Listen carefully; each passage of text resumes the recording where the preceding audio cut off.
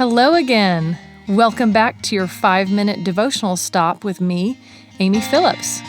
I'm on a journey moving from fear to faith, and I hope you'll join me for Just Believe.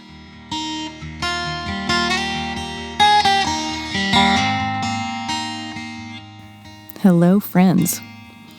So for those of you who've been listening for a while, you know that I read through the Bible last year with the Bible recap.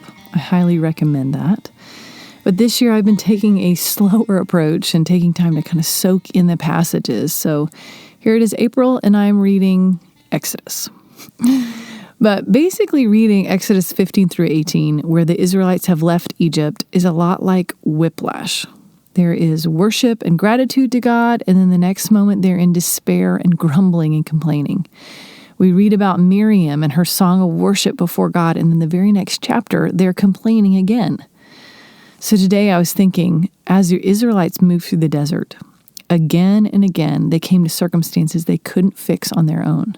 First they came to bitter water. They grumbled and demanded from Moses, "What do we drink?" Then they didn't have any food, so they grumbled more until God, even in their grumbling, gave them manna and quail in the desert. Then you would think they would get it that God is faithful, that He answers them even when they're complaining. And He even says to them, "How long will you refuse to keep my commands and my instructions?" But still, He gives them the food in the desert, even though they didn't obey. He is faithful over and over again. Then we get to chapter 17, and they start grumbling about water again. So here's my question, though. Why didn't they just ask? Why did they go to Moses with this attitude? They say, "Give us water to drink." I mean, demanding, angry. They'd already seen God be so generous. He'd already given them water. Why did they still distrust? Why did they still not believe?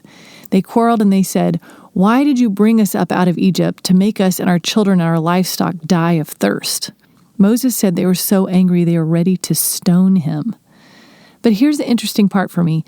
At the end of this chapter it says, "And Moses called the place Massah and Meribah," meaning testing and quarreling, because the Israelites quarreled and because they tested the Lord, saying, "Is the Lord among us or not?" So this is the actual question they were asking. With all their anger and complaining, they really wanted to know, was God with them or not? Is He really here, and is He really for us? I think we take that word quarreling and we think, oh, that's just kind of nice irritation. But it says they're about to kill Moses. That's full on angry, full on not trusting God. So as I thought about it, when I'm quarreling with God, when I'm complaining and I'm just saying, "Give me healing, give me peace, fix this, fix that," I'm actually saying to the Lord and to those all around me, is the Lord really with me? Is He really here? This is the question they had not yet answered, even in the plethora of miracles they'd been experiencing. Did they really believe God was for them? Apparently not. Did they really believe He would provide for them? Apparently not. But 2 Timothy 2 tells us, it says, "Here is a trustworthy saying, if we died with Him, we will also live with Him. If we endure, we will also reign with Him. If we disown Him, He will also disown us. If we remain faithless, He remains faithful, for He cannot disown Himself." So even though the Israelites were faithless in those moments where they'd allowed their natural needs to undo their faith in God, God remained faithful. He kept responding to their needs. Maybe because He knew that underneath all the grumbling, they needed to know that He was there. They needed to have that question answered. Is the Lord really among us? So in my whining, in my complaining and quarreling, I will answer that question instead with faith. Yes, my God sees and He knows. He's answering my every need. I just need to ask and wait in patience and faithfulness. I don't need to demand or to be angry. God knows what I need. I wait in stillness for the God of all gods, the one who led the Israelites through the desert and gave them food, drink, and clothing, even when they were unfaithful, even when they didn't obey or believe. He was faithful. He's faithful, even when we're faithless. Paul speaks again about grumbling and complaining in Philippians 2.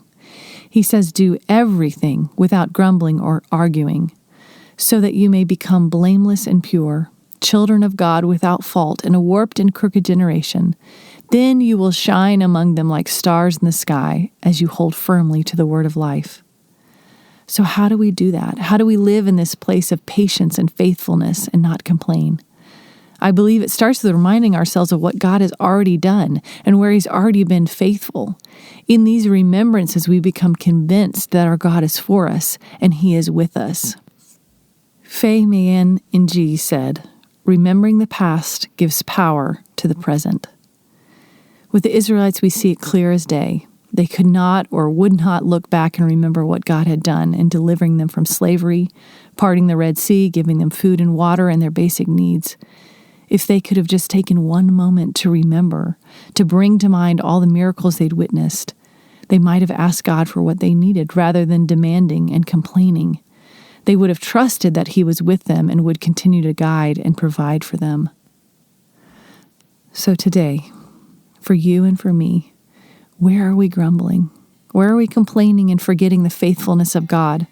Where do we need to take a moment to first repent and then revisit the past?